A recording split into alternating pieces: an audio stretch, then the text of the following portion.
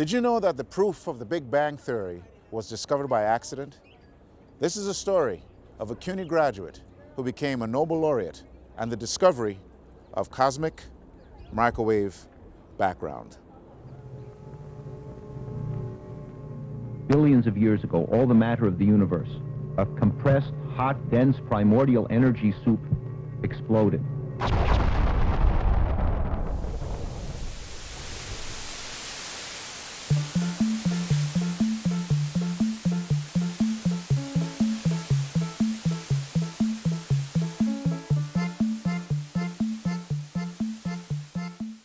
Throughout history, there have been hundreds of origin myths for our universe. Flying horses, massive chaotic oceans, gods at war, turtles and elephants carrying the world, etc. By the early 20th century, these myths gave way to a single cosmological assumption. The universe was expanding. What the scientists could not agree upon, however, was why.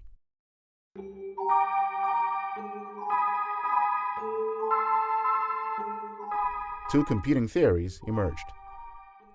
The steady-state theory proposed that although the universe was expanding, it was also generating new matter constantly. This was an eternal universe without an end and without a beginning. The second theory asserted that the universe was expanding but was also finite.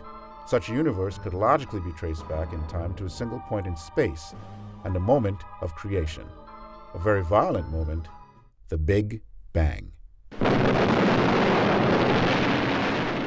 When Arno Penzias was born, the world was heading for another violent moment. Just a couple of months before the start of World War II, a 6-year-old Arno and his younger brother Gunther were evacuated from Germany as part of the Kindertransport rescue operation. Unlike many other Jewish children rescued in this effort, the two brothers were fortunate enough to be reunited with their family. In 1940, the family moved to New York. Arno's mother took a job in a sewing factory and his father as a carpenter, but it was always their dream to send their children to college. College, he wrote later on, meant City College of New York, a municipally supported institution then beginning its second century of moving the children of New York's immigrant poor into the American middle class.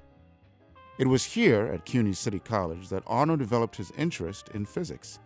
Originally enrolled as a chemistry student, he soon changed majors and in 1954 earned a degree in physics, ranked near the top of his class.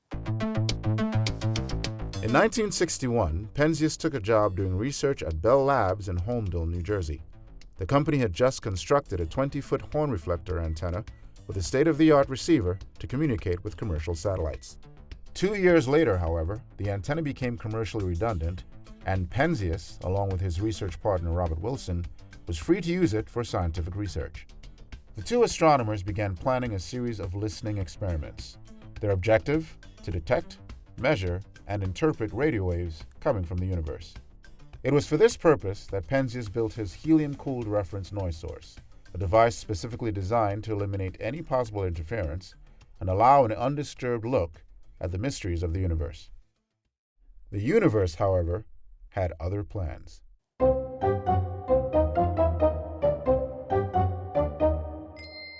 The first measurement came as a big disappointment.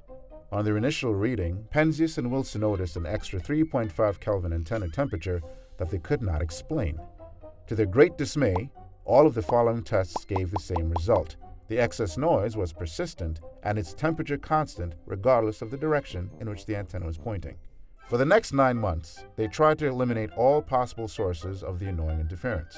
The Milky Way, nuclear testing, man-made noise, New York City, even pigeon droppings in the antenna were considered, but eventually dismissed. Soon it became evident that this mysterious sound had a much bigger source. Some 30 miles away in Princeton, New Jersey, Robert Dickey and his team of cosmologists were working on an antenna of their own, one that would search for the proof of the Big Bang Theory. If their predictions were right, over a period of billions of years, the heat generated during the Big Bang would cool down and turn into something called cosmic background radiation. This remnant of the greatest explosion of all time would by now be discernible only in the form of radio microwaves, energy detectable only with the most sophisticated equipment. While talking to a former colleague from MIT, Penzias learned about Dickey's efforts to find this proof of the Big Bang. The description of relic radiation sounded surprisingly similar to the cosmic hiss he and Wilson encountered on their antenna at Bell Laboratories. In an instant, the magnitude and significance of his discovery became clear. Penzias decided to reach out.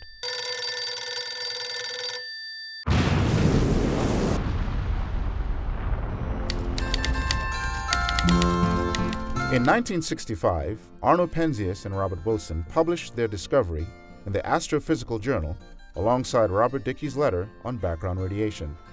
The impact on the scientific community was huge. Almost immediately, the steady-state theory was abandoned to give way to a more accurate and complete understanding of the universe. The Big Bang Theory had won. Arno Penzias and Robert Wilson received the Nobel Prize for Physics in 1978. The radio antenna that they used for their discovery was designated a national landmark in 1988. But you don't have to go to New Jersey to experience a bit of this monumental discovery. Because about 1% of the white noise you can hear on any old TV or radio receiver comes from that cosmic microwave background that Penzias discovered more than 50 years ago. It is a faint wisp of heat from that massive explosion 13.8 billion years ago, picked up by your TV and converted into noise. It is the sound of creation.